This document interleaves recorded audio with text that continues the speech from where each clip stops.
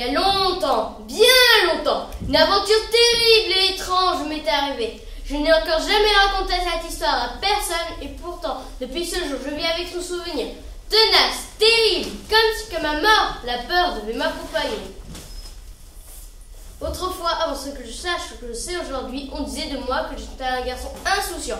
On me rangeait volontiers du côté des fortes têtes. Pourtant, je peux bien le dire aujourd'hui, depuis ce jour si particulier, où je crus que l'épouvante m'allait m'ôter la vie, mon esprit a connu peu de répit.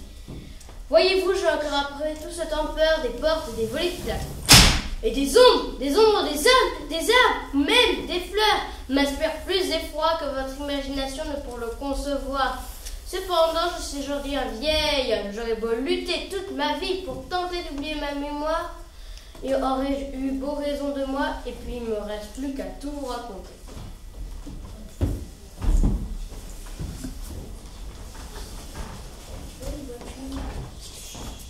Maman, c'est dans le couloir, j'ai fini de préparer les bagages. On y va tout de suite, monte à la voiture. Ok, j'y vais.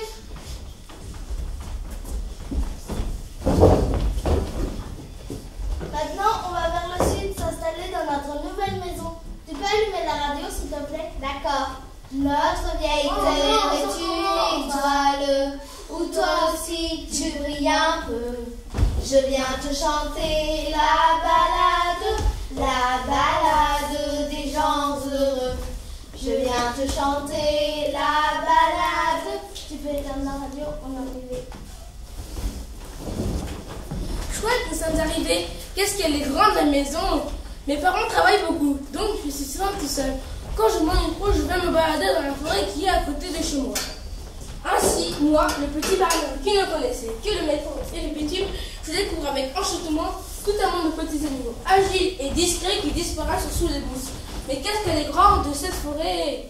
Mais qu'est-ce qu'elle est triste de cette forêt! Vous avez de la chance d'être un gros vous. Moi, je suis souvent tout seul. Bon, c'est l'heure de rentrer.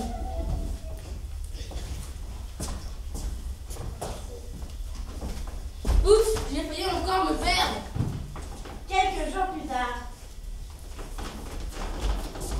Bonjour, je croyais que je me suis perdue. Je cherche comment sortir. Ah, ne savais-tu pas qu'une fois entré dans la forêt, on ne peut plus en sortir? Sérieusement, si me dire où se trouve le village. Bonjour, moi c'est Blanche. Et toi? Moi, je m'appelle Simon. Alors viens Simon, je vais te sortir.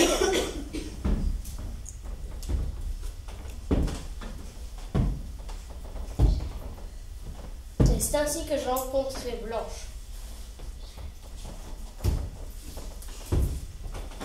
Pourquoi je t'ai jamais vu? J'habite tout près de la forêt, mais à l'autre bout du village. Je suis nouvelle dans la région. Moi aussi, j'aimerais venir dans la forêt pour regarder et écouter les oiseaux. C'est aussi mon passe-temps préféré. Léopold, qu'est-ce que tu fais ici? Mais qui c'est? C'est mon petit frère.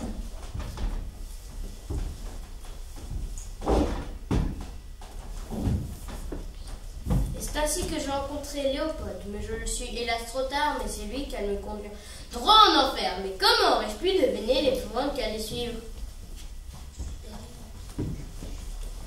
Léopold, t'as posé une question. Qu'est-ce que tu fais ici? Je m'ennuyais, je vous ai suivi. Léopold, retourne tout de suite à la maison. Mais comment? Faut-il prendre à gauche, à droite? Il a raison, Blanche. Regarde devant nous, derrière nous, sur les côtés, dans un endroit perte de vue. Comme un petit qui se retrouve. La forêt peut parfois devenir un vrai labyrinthe. Guidé par une coulée de lumière tombée du ciel, on passe se rapprocher de la lisière pour s'apercevoir qu'au contraire, on s'est plus s'enfoncer dans les ténèbres végétales. Et quand tout est si sombre, on a parfois l'étrange impression qu'un être invisible au-dessus de nous appuie sur un atterrissage. Là, une colonne lumineuse et puis plus rien. Léopold, tu veux qu'on te raccompagne? Non, je veux rester avec vous. Je... Écoutez, on fait une partie de cache-cache et ensuite j'y rentre à la maison. Tu promets? Promis, j'irai. Croix de bois, croix de fer, si je mange, je vais en enfer.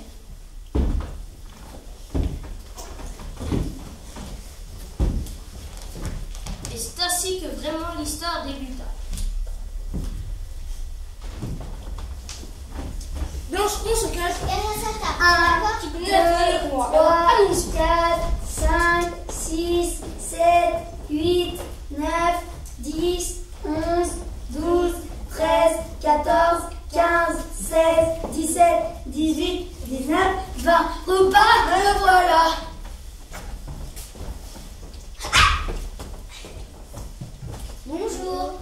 Comment t'appelles-tu? Bonjour, je m'appelle Eva. J'ai soif. Tu veux un peu d'eau? Je veux bien. Merci.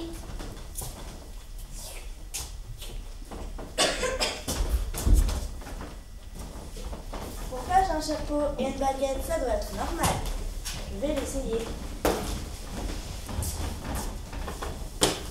Bon, je vais continuer à aller chercher. Pourquoi t'es habillée comme ça? Et pourquoi t'as une baguette? C'est normal, je suis un sorcier. On ne te croit pas. D'accord. Choisissez la porte de votre choix. L'une mène une salle de classe, l'autre au village.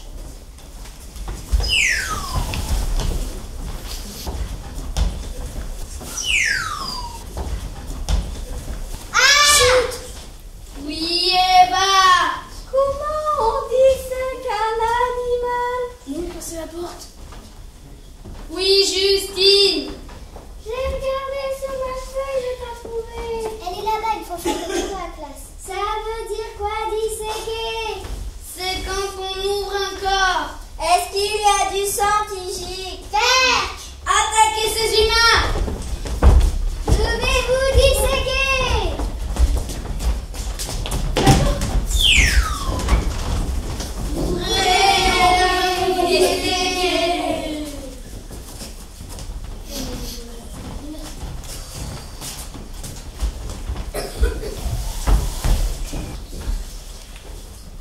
Et un château? Et si on rentrait dedans?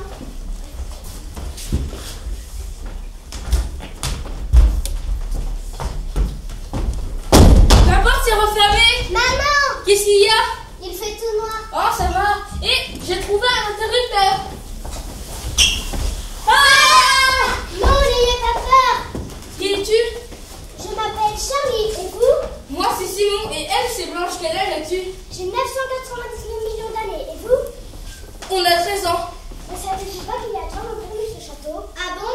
Oui, et s'ils arrivent, il faut ouvrir les rideaux. Avec les rayons du soleil, ils disparaîtront. Des vampires, j'ai peur! Oh, regardez, des humains. Ça vous dira d'aller les morts? Oh ouais! Les rideaux.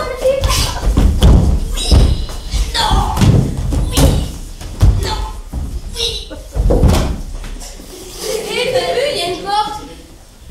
Non, n'y allez pas, sinon je vais me retrouver tout seul. Désolée, à plus.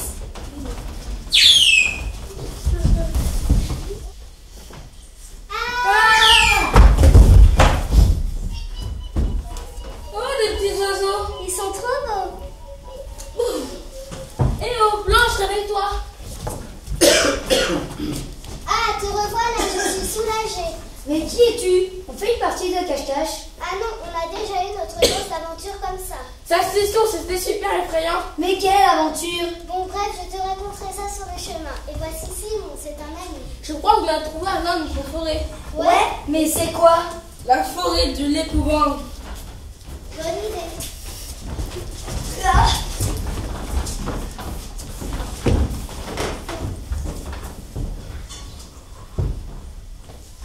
Et voilà pourquoi j'ai toujours peur des portes et des volets qui claquent.